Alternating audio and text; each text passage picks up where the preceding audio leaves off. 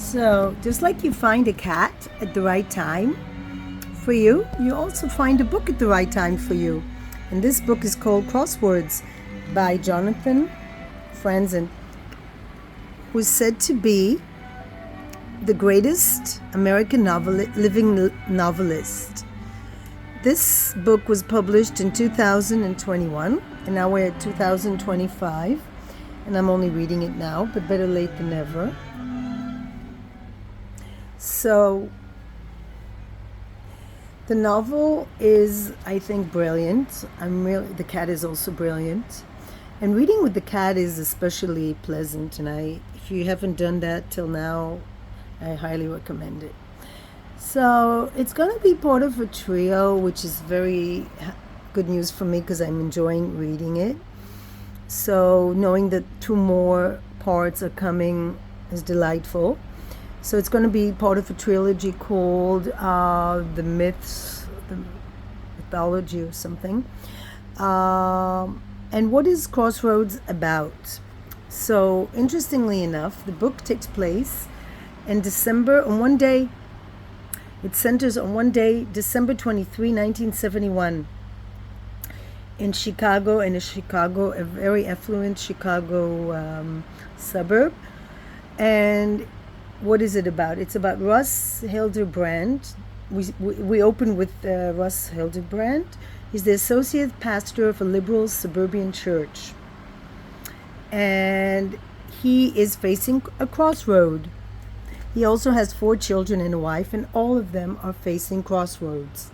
So the crossroad Ross is facing as a Protestant pastor is he's considering divorcing his wife Marion, who has her own crossroads and secret life.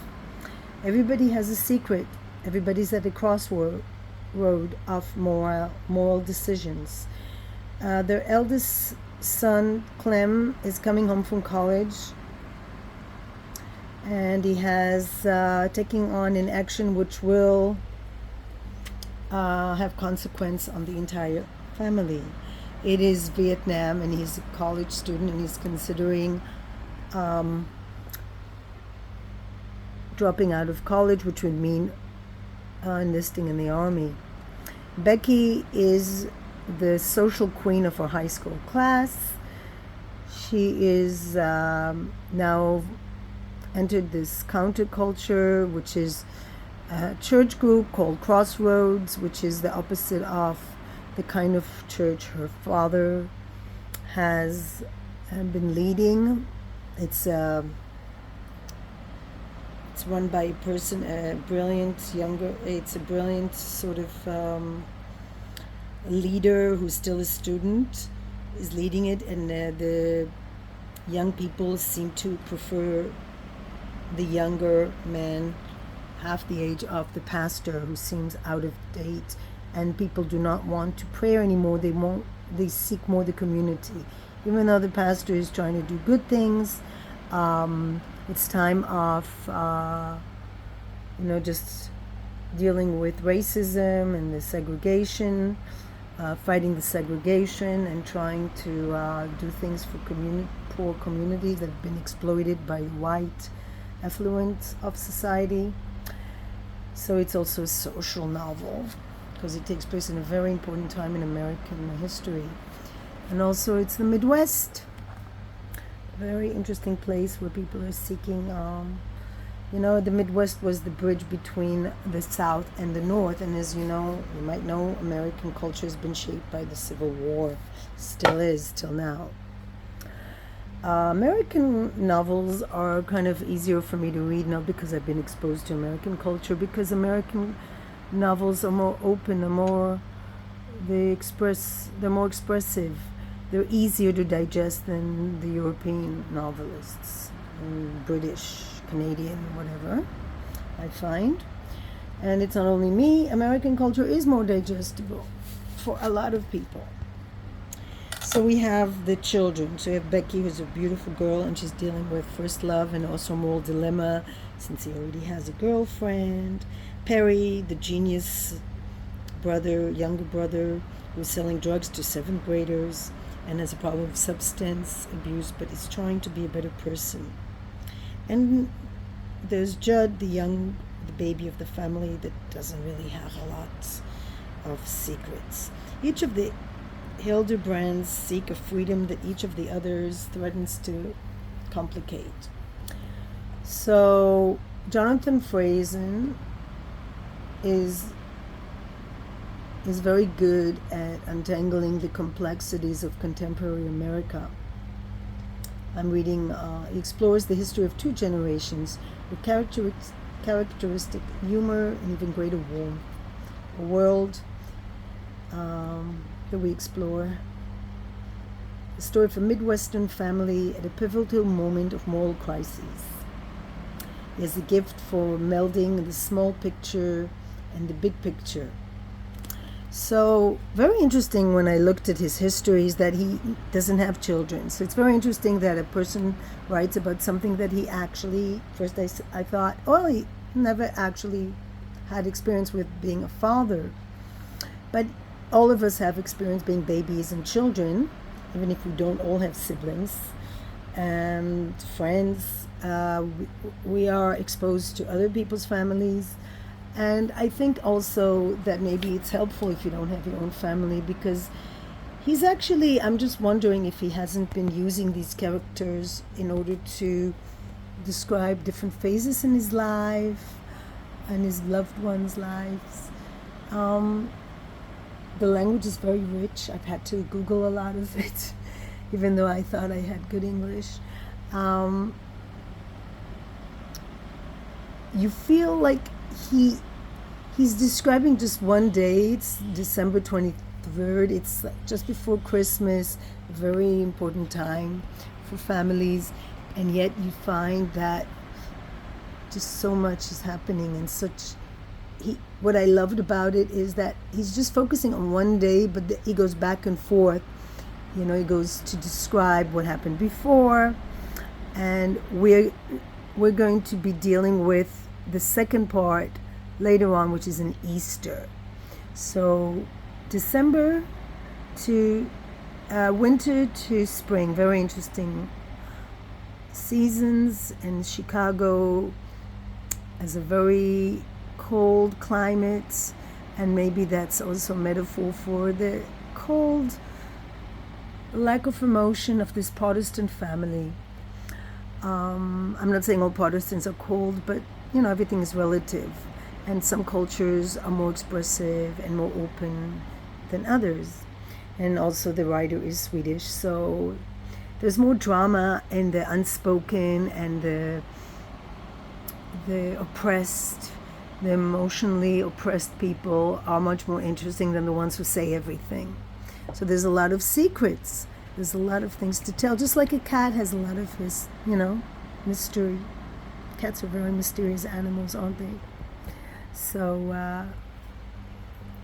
and the crossroads we're dealing with, whether it's first love, whether it's becoming a man, we're confronting a father, continuing a marriage or not, and all kinds of being a mother and a wife, or developing further.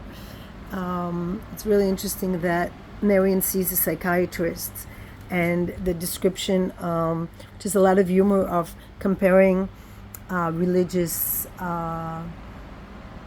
institutions to psychiatry, whereas she was a Catholic. It's even more similar, and just the irony of a pastor's wife having to go to a psychiatrist to buy a friend. This is 1971, and it's not yet popular to go to a therapist, and divorce also. And it's a very interesting time when the generations, there is upheaval in society, and the younger people think they know better. It's hippies and the beginning of this movement that the youth feel they know better than the older ones, the elders. And a lot of interesting things are happening, and what I love about it, it's that there's not so much going on as psychological action, and so much of dealing with things. Everybody has a secret, and it's so much better than a thriller where things are maybe happening, like physical activity, but it's not so deep. And this is very deep because it's a lot of psychological work, a lot of insights into human psyche and what it's like to be a son, a brother, a husband, a mother, a sister. Everybody has their role. There's a form of psychology that deals with that, and it's just fascinating. What is more interesting than what goes on in a family, and how people have to deal with their crossroads, and what to do? What is the moral? Like you have a moral decision. What should you do? Should you do something for yourself, or should you think about the community or the family first? Very interesting questions that, no matter which year, which culture you read it, are universal, which is why we can read the Greek tragedies, Shakespearean plays, books written in Victorian England, and we still find, we can relate to the characters and the issues, because human beings have always had to deal with the same things: love, greed, competition, being a father, religion, God, being a good person, doing the right thing. All these things are universal themes. And yes, they happen to take place in the Midwest, not in unfamiliar place. A lot of us watch movies. America has dominated our culture. Wherever you go, people watch American movies for the most part. But for me personally, of course, it touches me deeper because I've lived there. Not for a long time, but I've lived in the Midwest, so when I hear the description, it's very familiar. I can relate to it. And I've also lived a long life, so I can relate to the different phases of life and dealing with the various crossroads of life. And I'm still dealing with them. There's a psychological theory that each phase of our life we have different crossroads, and the outcome makes an impact on the future. Whatever decision you make when you're at a crossroads, should I do this or that? And as Robert Frost's poem says, I stood at the place, and he chose the road less chosen, picked the road less chosen. And these people are each making a decision. What is the right thing to do? What I find is that there's a lack of communication. And I think that's also quite common in families, that people don't really talk about what bothers them. They talk to their therapist, or maybe they will talk to a priest, but they will not talk to their parents or their children. And that's a shame that we're not more open, I always thought. And our families are more open than others, I must say. I used to read like more Jewish American writers. There's so many of them, and so many successful Jewish American writers, and they have a lot of humor. They tend to use humor more, but I find that his ethnic origin, he's like half Scandinavian probably, is very good at all these secretive lives, not being so open, oppressed emotionally, and that makes for a bigger drama than just people who just talk about everything. And it's also interesting, I've known Scandinavian people, and I do think that Scandinavian people tend to keep their emotions under control and not speak about things more. I'm thinking of Ingmar Bergman films, and it's more interesting when not everything is out in the open. It's more mysterious, like cats. Again, the cats are more interesting because they're mysterious, and they have all these secret lives, and they're not like dogs that you can see what they want more. Shiva, my dog, like right now, she's interested in looking for food. And cats have a much more richer spiritual life. Who knows what they're thinking? Who knows what crossroads they've been at?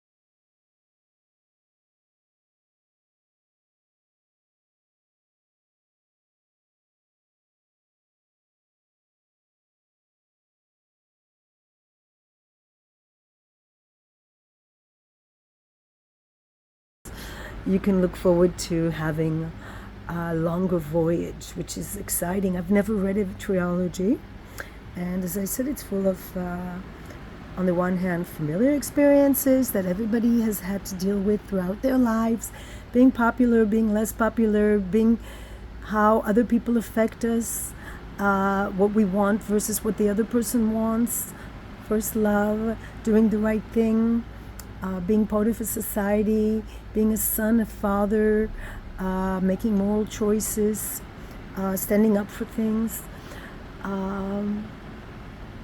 and deciding what you want to do with your life, which is what a crossroad is, when you're standing and you have possibilities and it's up to you to choose what to do, and that choice will impact your life forever.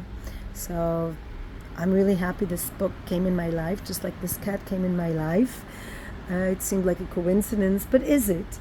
Because every book you read should be a book that touches upon your life on a deep level. I'm not saying that there's no place for suspense novels or romantic novels or whatever you do to relax, or funny novels, but I think that the best novels are the ones that help you understand yourself on a deeper level, the psychological novels, the ones that make you think about the choices you have made in your life and are still going to be making in your life, and the lives of other people, whether it's family members or other people around you. It's a book that challenges you. It makes you think. Also, it will enrich your vocabulary. I like books that have a richer vocabulary, that I have to look up the words.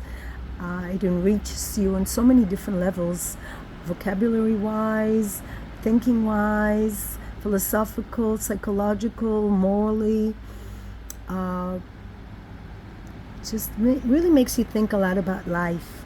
Because right now, I live in a country that we have a lot of moral dilemmas, and I feel like a lot of people blame Israel for a lot of things, like they blame America for a lot of things that are happening in the world. But I still think that parents are responsible for their children, and I don't think I'm responsible for other people's children, which means that if people make a bad choice to not take care of their children, it isn't my fault and it isn't my responsibility. And if they make a choice to try to murder their neighbors, they shouldn't be surprised if their neighbors fight back.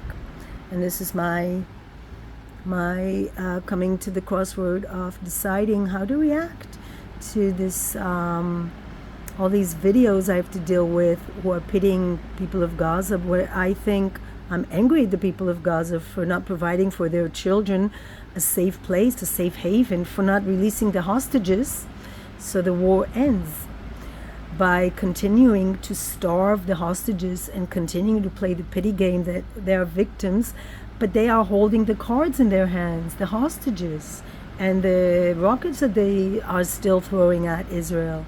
All they have to do is release the hostages and stop fighting. But the problem is that the jihadist ideology that sadly makes children want to be martyrs and do horrible things to other people, such as shoot family pets, rape, massacre, and kidnap, and continue to want to murder other people just because they're not the same as you. That is a major crossroads which the people of Gaza have to make, and the people of the world. Before you accuse Israel, think about the fact that everybody in this world, adults, have choices, and animals protect their young ones. It's an instinct of even cockroaches. When you look at people that dig underground, like amazing underground tunnels, and yet instead of hiding their children, what is more precious than their children? What is more instinctual than taking care of your children? And yet, just like this book where the parents have forgotten their young ones, and so many of us fail at parenting or have witnessed our parents failing to take care of us. So I find that it isn't really my fault that the people of Gaza have failed terribly at physically protecting their children, and also psychologically protecting them for jihadists' ideology that will not give them a better life. They're standing at the crossroads and they're choosing to starve hostages and to play the pity game rather than to consider their children as first priority. Because sadly, nobody will take care of your children unless you do. And if you make filming hostages starved as a priority, your children cannot be a priority. And it's very interesting how I'm, as an Israeli person or as a Jewish person even beyond that, I'm being given the responsibility of the children of Gaza, and they're living in a hell. I can't imagine living like that, but I also can't imagine what would have happened if we didn't have an army to protect us on October 7th.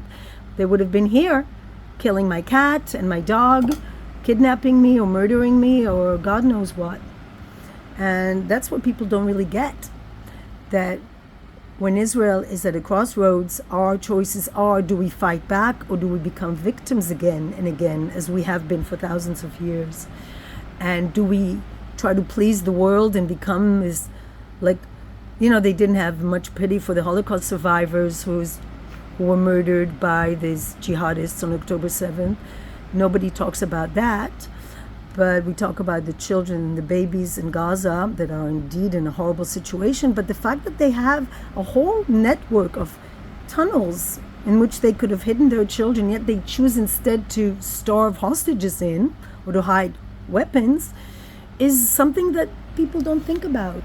So I think if you read books, people should read books that challenge them. If we become deeper thinkers, if we deal with paradigms of moral choices, maybe then we're not so quickly hijacked by cheap propaganda and what's popular, but we think about what's right and whether, whose responsibility are children. Children are the responsibility of their parents, which is why you can rescue dogs and cats from Gaza, but you cannot rescue the babies and children. And their neighboring Muslim countries also don't want to rescue them, which is very odd, coming from a culture where people were willing to give up their children just to ensure their survival during the Holocaust. People would put their children on trains, trusting anyone to take care of them better than to leave them with the Nazis. Whereas in Gaza, they choose the Nazis rather than to rescue their children. And no one in this 99.9% Muslim area is actually willing to do anything to save the children rather than to attack Israel on a political, any kind of stage. But they don't really think like Madonna or whatever rock star is speaking up, is not really taking any action, is to wake up the world to the fact that there's underground tunnels that the children could be hidden in or protected, or they could just release the hostages, for God's sakes, give up the weapon and stop sending rockets into Israel, because Israel's not willing to go back to where we were, because cultures develop and evolve, just like America is evolving into all kinds of things. I'm not saying progressing necessarily, but 1971 is when authority was challenged, where the young challenged the old and didn't want to be with the old way of life. And like Bob Dylan, your children are challenging you, and the times are changing. That would have been a great quote for this book. This book is very deep. It makes me think a lot. It makes me more sure of my stand on Gaza, that it isn't my fault. It isn't the fault of the IDF soldiers. And if they rescue dogs from being abused and starved to death and not children, it's because children belong to their parents. And if you take a child from a parent, that's called kidnapping, is what happened to the Bibas children. May they rest in peace, in blessed memory. When you take a child from a parent, you are stealing them, you're kidnapping them. You can take a dog, and that's called rescue. You can take a cat, and that's called rescue. Right, Sam, sorry. But children belong to their parents, and their parents' decisions are the ones that mold their future and their present situation and their future. If you teach your kids to be murderers, if you teach them to want to kill their neighbors, if you teach them that jihad, a holy war, means killing anyone who doesn't believe the same things they do, and if you teach them Mein Kampf and Hitler ideology, as we have seen and witnessed, and this is the kind of education they give their children, that I think is more abusive than any physical harm that they've had to endure. Because taking a child and molding him or her to be a murderer is perhaps the worst thing you can do to a child. And I don't think Israeli society does that. I actually know it doesn't. We are molded into being compassionate people who care about other people, and we are not supposed to hate. I remember my mother saying it to me, even though she was not an easy person, and she did in fact teach me to hate my siblings, my family, anybody that didn't agree with me. But she didn't hate other people, like of ethnic origin, because she said Jews don't hate. And this is not about Jews, it's about Protestants, and I was married to a Protestant. And maybe that's why I was married to a Protestant, because their life is just, it's complicated, but it isn't as complicated as a Jewish person's life, because a Protestant person is dealing with a crossroads of their own moral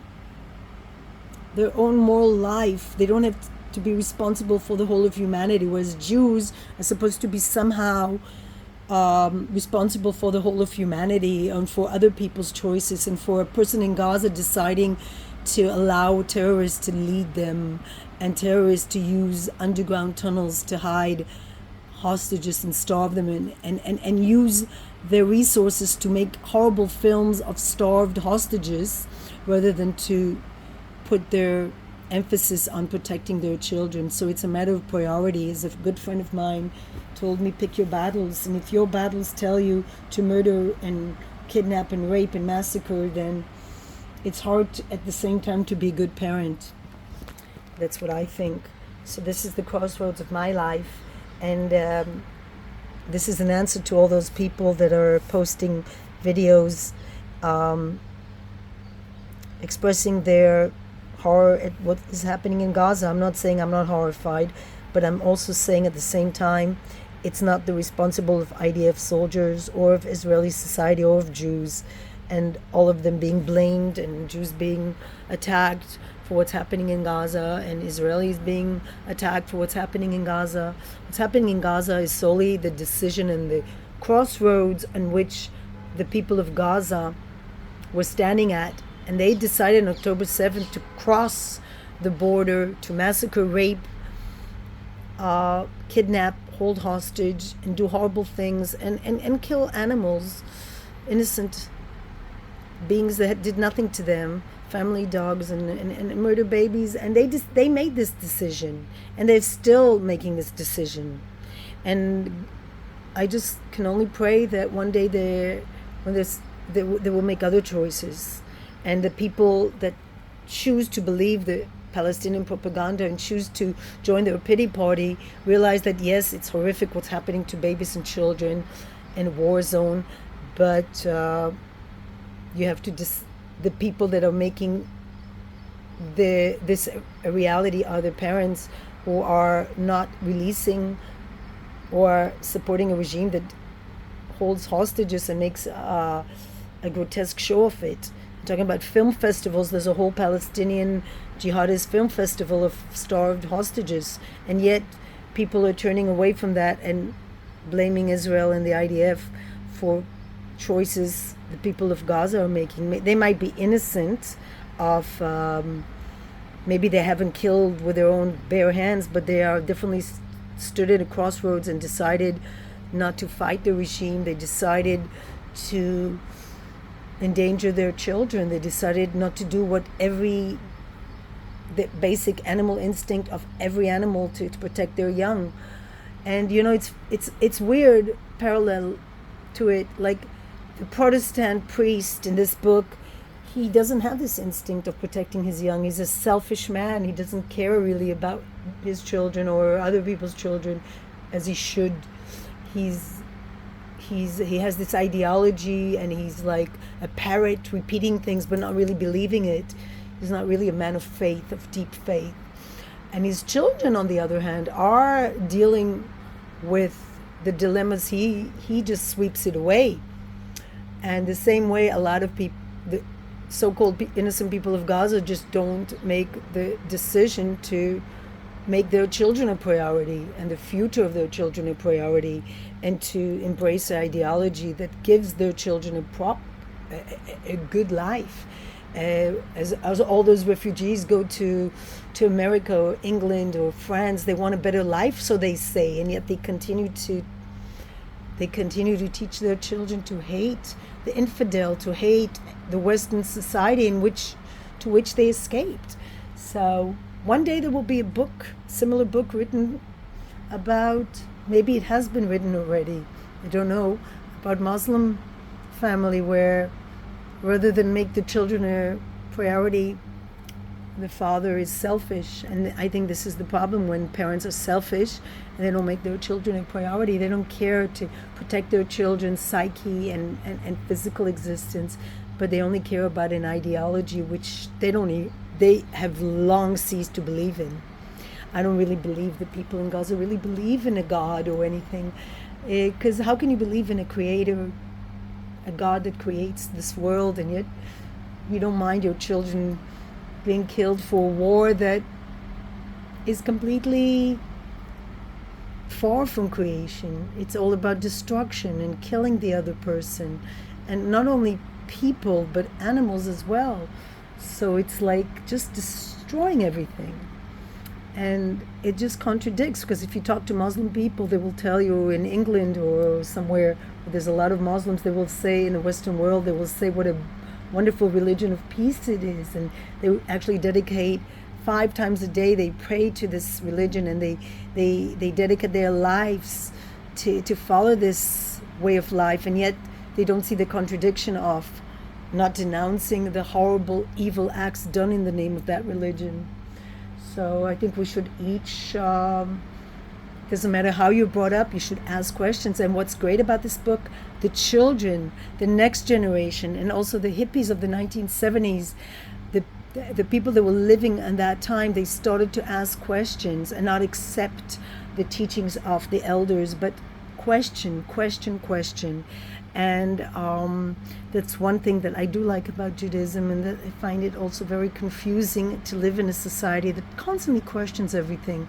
We have a true democracy where people are really questioning everything. And even if I myself are questioning the very things I am saying right now, even though I believe that, strongly, deeply believe that I am not responsible for other people's children, but other people, their parents are responsible for what they do. And if you build an underground tunnel system, you should first of all think about how to protect your children physically. And then you should think about how to protect your children psychologically from a very destructive, hateful ideology. And I do believe that in Islam there's also good, just like there's good and bad in every teaching.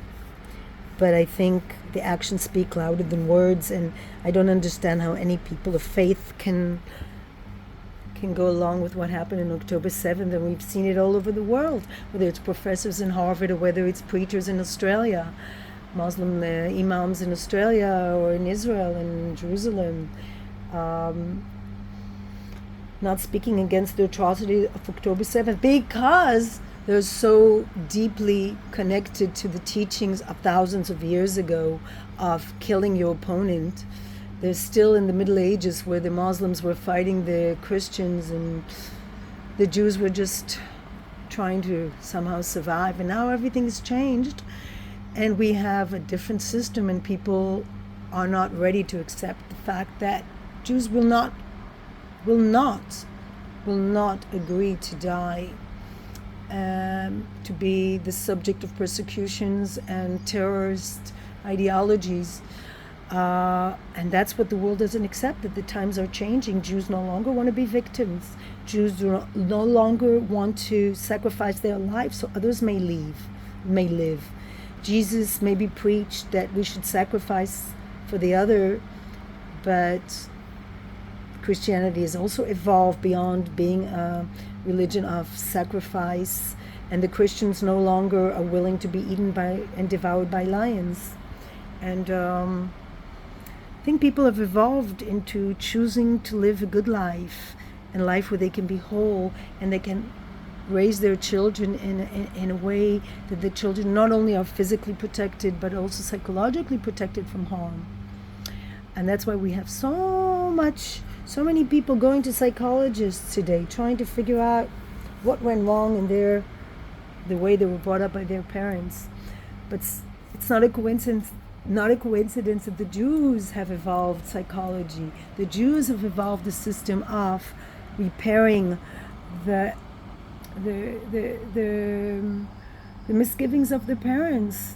What is psychology if not trying to repair the damages caused by the parents and the teachings of the elders that may have not been the best way to live your life. So we are trying to live our lives the best way we can, and hopefully you will read this book and it will make you think, and it will challenge you to think, and everything that you see, whether it's in social media or read a book, will make you think, truly think about what's going on, and whether you should be challenging what's being broadcast to you, what's being taught, what's being taught in universities, what's being broadcast in the news. You should question everything. And that's the Jewish way. Yes, I have to say it. I have to give credit to the Jews, even though I'm a Jew, and Jews usually don't give credit to other Jews. We usually are critical of other Jews. You know, it's a very Jewish thing to criticize another person. One of my first memories of my family is being told, why are you wearing this dress, and why, and this and that, by an aunt. And then I used to think she was the exception, but actually the Jews criticized themselves quite a lot. And if we want the hostages released, no demonstration is going to help, because we need the jihadists who are holding them to stop doing it. We need the world to stop believing the jihadist propaganda, stop joining in the pity party, but saying, yes, it's very bad that babies and children in Gaza are suffering, but we have to give the responsibility to the jihadists, and we have to allow these jihadist terror groups to be destroyed, or otherwise they will destroy us.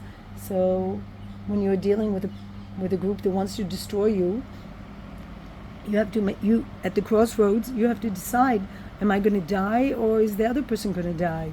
And if there are innocent people that are going to die in the process, well, that's what happened in World War II. In millions, not only thousands, but millions of innocent Germans and Japanese were just marking Hiroshima. Millions of Japanese and Germans and Poles and people that had nothing to do with World War II, not to mention the Jews, of course. Besides the Jews that we know were murdered for no reason at all other than hateful ideologies that are exactly the same ideologies as being taught in Gaza. And these are the same ideologies these innocent children are being raised to believe in. We have to remember that in wars, innocent people are killed. But sometimes you're at a crossroad and it's either you or them. It's either your cat is going to be killed, or their cat is being killed. And it's horrible when any cat is being killed. And I'm using the term cat, but it's a child, of course. It's either your child is going to be killed and massacred and burned and raped and held hostage, or it's their child. But see, there's no equality in the way that we would not kidnap children, we would not keep them hostage, and we would not target them. If children are killed, it's because their parents failed to protect them, even though there's a whole underground infrastructure that could have protected them, and they could have invested in building an army to protect. But rather than that, they chose to build an army to attack, to murder, and to torture in horrible ways, and to do satanic things to people. And yet they managed to gain the empathy of the most innocent people, are the ones who believe everything they hear without researching, investigating, and exploring the questions. Shabbat Shalom, and please read this book.